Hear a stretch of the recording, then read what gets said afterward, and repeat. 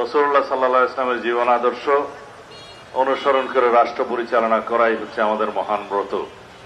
যদি আমরা শান্তির পথে থাকি, রাসূলুল্লাহ সাল্লাল্লাহু আলাইহি ওয়াসাল্লামের জীবন আদর্শকে অনুসরণ করি এবং মেয়ারে হক হিসাবে রাসূলুল্লাহ সাল্লাল্লাহু আলাইহি ওয়াসাল্লামের সাহাবীগণের জীবন আদর্শকে আমরা অনুসরণ করি, তাহলে দেশে কোনো অশান্তি থাকবে না, বিশৃঙ্খলা থাকবে না, অসাম্য থাকবে না।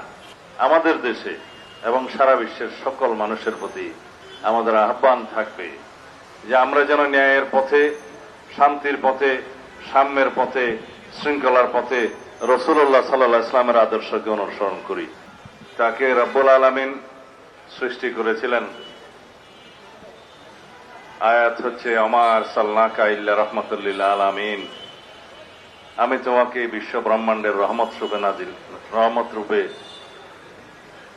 পয়দা করেছি, প্রেরণ করেছি। এবং রাসূলুল্লাহ সাল্লাল্লাহু আলাইহি ওয়াসাল্লামের জীবন আদর্শ এবং মেসেঞ্জার হিসাবে তার কর্ম আলোচনা করার মতো যোগ্যতা আমার নেই। এই উপলক্ষে সারা বাংলাদেশে, সারা পৃথিবীর সকল মুসলিম দেশে আজকের এই দিবসটি অত্যন্ত ভাব গম্ভীর্যতার সাথে পালন করা হয়। এই দিবসের শিক্ষা রাসূলুল্লাহ সাল্লাল্লাহু আলাইহি ওয়াসাল্লামের জীবন আদর্শ অনুসরণ করে রাষ্ট্র পরিচালনা করাই হচ্ছে আমাদের মহান ব্রত। তার শিক্ষা শান্তি, ক্ষমা, ধৈর্য, সাম্য, সহনশীলতা, ন্যায় বিচার প্রতিষ্ঠা করা, ধর্ম বর্ণ নির্বিশেষে। আমরা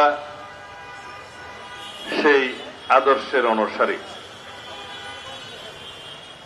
আমার বন্ধু রিজভী সাহেব কিছুক্ষণ আমার বায়োডাটা বললেন, আর কিছুক্ষণ পার্লামেন্টের মতো আমাকে জবাবদিহিতার মতো করে প্রশ্নও করলেন আইন শৃঙ্খলা পরিস্থিতি সম্পর্কিত। সেই বিষয়ে আমি তো শেষে একটু বলবই। বর্তমান বিশ্বে যদি আমরা ইসলামের শান্তির মহাবাণী অনুসরণ করি, তাহলে বিশ্বে কোনো যুদ্ধ বিগ্রহ থাকে না, ন্যায় বিচার প্রতিষ্ঠা হয়, অর্থনৈতিক সাম্য প্রতিষ্ঠা হয় এবং সমাজে কোনো শৃঙ্খলা বিঘ্ন ঘটে না। কিন্তু আমরা সেই বাণী থেকে, সেই আদর্শ থেকে বিচ্যুত হয়ে গিয়েছি। সেই জন্য আমাদেরকে আমাদের দেশে এবং সারা বিশ্বের সকল মানুষের প্রতি আমাদের আহ্বান থাকবে যে আমরা যেন ন্যায়ের পথে, শান্তির পথে, সাম্যের পথে, শৃঙ্খলার পথে রাসূলুল্লাহ সাল্লাল্লাহু আলাইহি ওয়াসাল্লামের আদর্শকে অনুসরণ করি। আমাদের আজকের এই দিনে আমাদের নতুন করে অনুধাবন করতে হবে, যদি আমরা শান্তির পথে থাকি, রাসূলুল্লাহ সাল্লাল্লাহু আলাইহি ওয়াসাল্লামের জীবন আদর্শকে অনুসরণ করি এবং মেয়ারে হক হিসাবে রাসূলুল্লাহ সাল্লাল্লাহু আলাইহি ওয়াসাল্লামের সাহাবীগণের জীবন আদর্শকে আমরা অনুসরণ করি, তাহলে দেশে কোনো অশান্তি থাকবে না, বিশৃঙ্খলা থাকবে না, অসাম্য থাকবে না। প্রথমবারের মতো প্রবাসীর সিটিতে শুরু হলো কমার্শিয়াল শপ বরাদ্দ। আপনার ব্যবসাকে দিন একটি আধুনিক ও সম্ভাবনাময় ঠিকানা। একই সঙ্গে নিশ্চিত করুন ভবিষ্যতে লাভজনক বিনিয়োগ।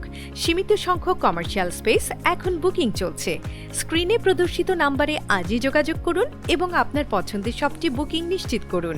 স্পেস সীমিত, তাই দেরি নয়, আজই বুকিং করুন। প্রবাসীর সিটি, আপনার ব্যবসা ও বিনিয়োগের স্মার্ট সমাধান।